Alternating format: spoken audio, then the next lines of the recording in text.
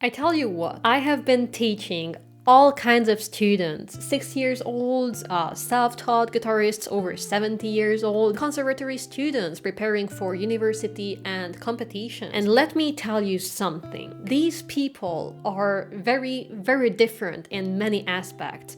Their hands have different flexibility, they have different learning goals, among many other differences, but there are some things common to them. Things they do that cause them to stuck at guitar. Now, the fun part, I mean, not so fun, but I see these mistakes regardless of style. Classical, electric, acoustic players, you name it. Now, the first problem I see way too often is related to unnecessary amount of tension. And I want to break it down into two components. So first, let's have a look at the left hand tension and then the right hand tension.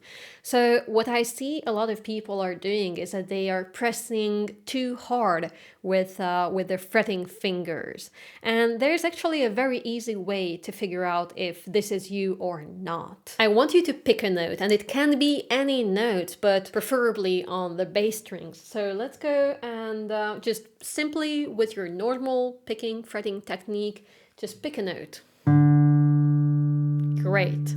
Well done. First step completed. But on your next attempt, what I want you to do is release the tension in your finger. And the idea is to find the minimum amount of pressure that you still need to apply to hold the note and make it sound clear, but nothing more. Just looking for the bare minimum. And ideally, you should find out that you're applying more tension to the strings than what you actually need. A good way is to gradually release the tension until the strings start buzzing, because that's how you immediately know that you released too much tension. So when you start to hear the little buzzing, you just need to apply back a little bit more, and that's your perfect amount of pressure. You get the point, right? So I pick it. Oops, bit more. Going to the point where when it starts buzzing is very important in defining the right amount. It's like, how would you know what's the right amount if you haven't tried all the alternatives, right?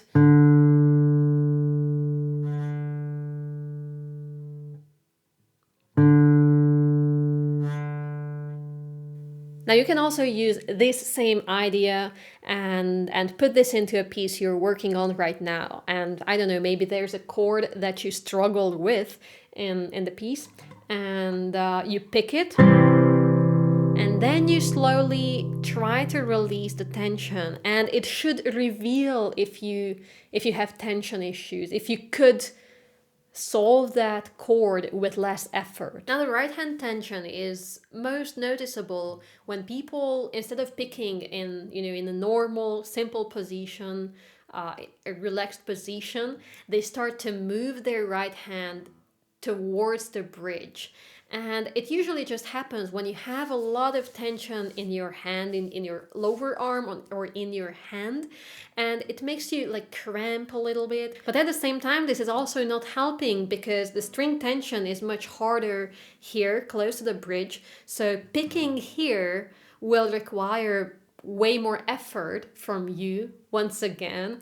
Therefore, you're going to stress your hand even further, and it's like it's like a never-ending loop. You're just stuck in there, and it's really difficult to get out of it. When you're practicing guitar and you start to notice that your hand is moving from here to here over time, close to the bridge, even though you're not moving it there consciously, it just slips there. It usually implies that you're picking with way more tension than what you're supposed to. I don't think there's a magical way to prevent it, other than checking on yourself every minute, every 5 minutes, doing these little body check breaks. Over time, it's going to be just a couple of seconds. You check on yourself, and then once you put everything back to order, you can move on. And over time, it's going to be your default position Hopefully. Another mistake you can make as a guitarist is to play on a guitar that doesn't really fit you. So here comes into picture this video's sponsor, guitarcollection.com. And Evan Totcher, the founder of guitarcollection.com, is a professional player, and he is really dedicated to help musicians find the best guitars for themselves. He makes these review videos of every guitar they list, and they are posted on their YouTube channel. Now, since this is a fairly small operation, he's able to personally help you with making the right choice. You can ask him to send you a video of how certain chords or pieces sound in a guitar you're interested in, and he's going to help you. He's a great guy. And you don't have to spend thousands of dollars on a guitar based on what you saw once in a video, because Evan is really committed to sell you a guitar that fits you. He often has extremely rare instruments from noted luthiers, as well as instruments from younger and up-and-coming makers. And as I said, since he's a small operation, he can offer very good prices in comparison to some bigger companies. So, before you buy an instrument that ensures there is no upper limit to your improvement, check out guitarcollection.com, and a big thanks to them for sponsoring this video. The next thing is something I didn't expect to see so many times, but it made it to this list, so it happens pretty often, and that is bracing. When you put your pinky on the top of the guitar to feel more secure. Something like this, yes. And you're using the rest of your fingers to pick normally. Oh my god, I can't even do it. A lot of people do this, and I understand that you want to feel more secure, or you want to feel closer to the strings, and you want to avoid the bouncing of the right hand this way. I understand all of that, but it will prevent you from moving your fingers freely. What's funny about this is that I have seen successful people doing this, very, very good players. So you can say that, oh, this and that person is doing it and they play amazingly. And that is true. But I think they are more the exceptions, they are more the exceptions. I wouldn't test my luck if I become the exception. What I understand about the hand is that we have muscles that move the fingers, and the one that moves the pinky and the one that moves the ring finger are kind of like connected a little bit here. So if you take the pinky out of the system and you like delegate it to, to hold the hand steady like this, you will affect the range of movement and the freedom of the ring finger a lot, because they are connected. If you started doing this bracing thing to avoid the bouncing of the right hand, maybe a good idea for you would be to learn to relax in between your movements, because a lot of the time the bouncing hand happens when you play with too much tension. Learn to pick a chord with the least amount of effort you need. And by that, you will already reduce the bounciness. But then after picking, you need to learn to relax your hand. And that's how, this sequence of tension and relaxation will allow you to keep a steady right hand.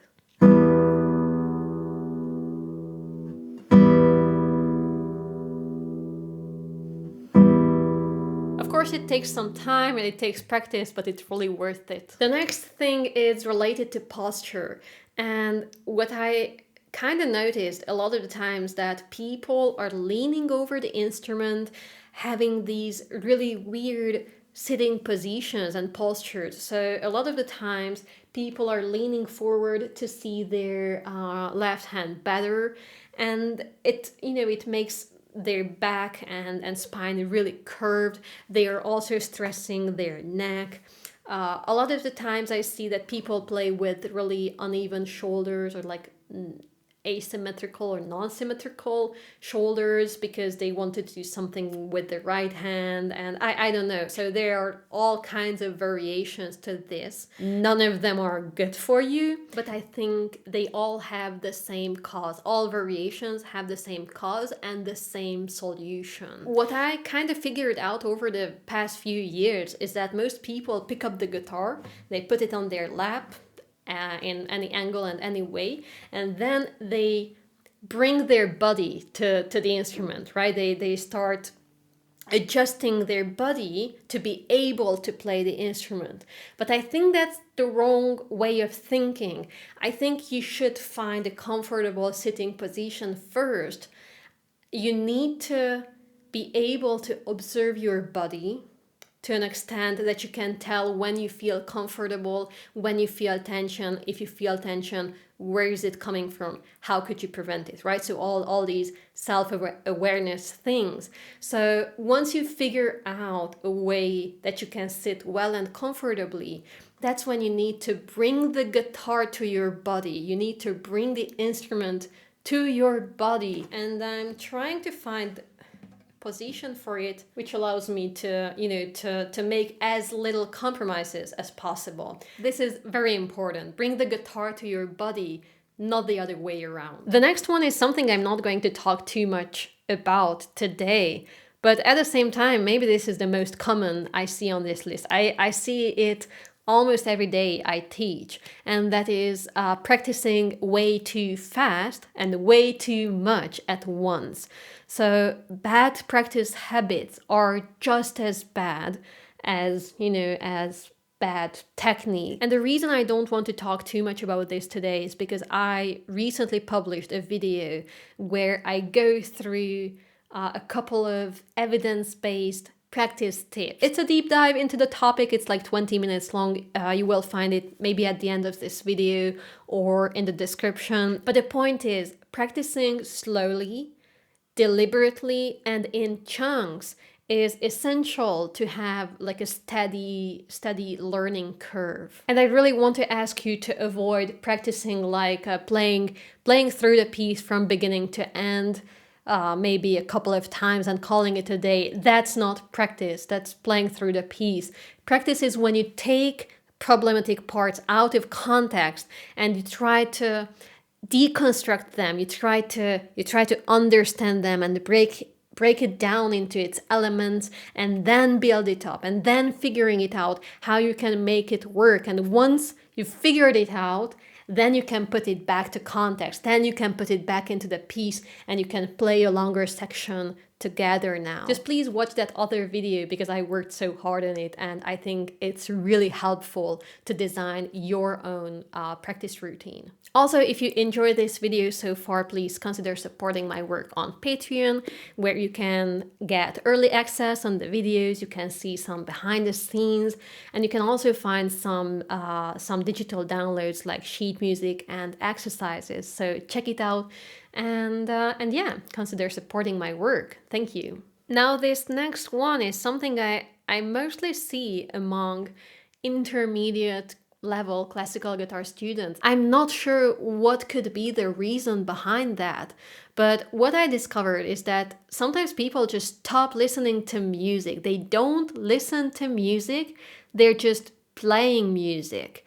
And simply because of that, they get stuck. Because after a certain point, if you have an okay technique, if you have some like solid foundations that you can rely on, it's really important to experience other great players' influence, and that's how you're going to improve. I'm not saying that you have to listen to music and copy how they are playing. That's not what I'm saying. That's also a type of learning and an exercise, and there's a lot of benefit of it.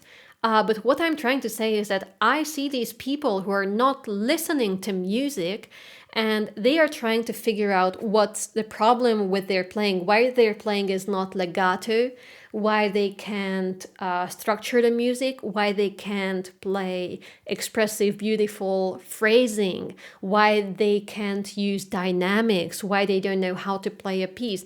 And they want me to tell them what dynamics, what colors, what phrasing to use in the music, but they don't know how to do it themselves.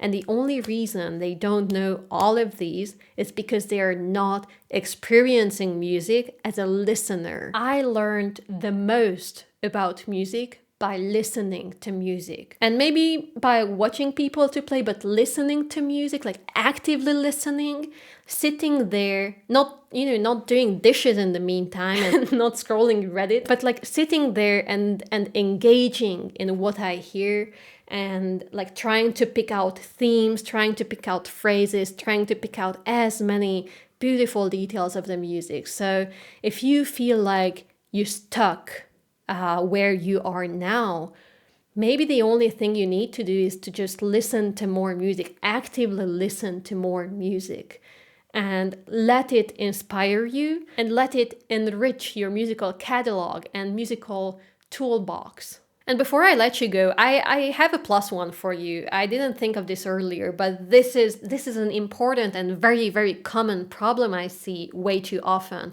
And that is that players, all sorts of players, forget to use their left hand thumb. It plays such an important role in easing up the left hand technique and supporting what the fretting fingers are doing. It's incredibly important, and some people just forget to move the thumb at all. They fix it in one position, they are moving all the other fingers, the fretting fingers, but the thumb is not moving at all, and that's a huge mistake. I also happen to make a 20-minute long video dedicated to the left hand thumb, explaining everything I know about the left hand thumb. People wouldn't think that you can talk about the left hand thumb for 20 minutes, but it's so important and it's so overlooked. So I'm gonna link that in the description too. Please watch it.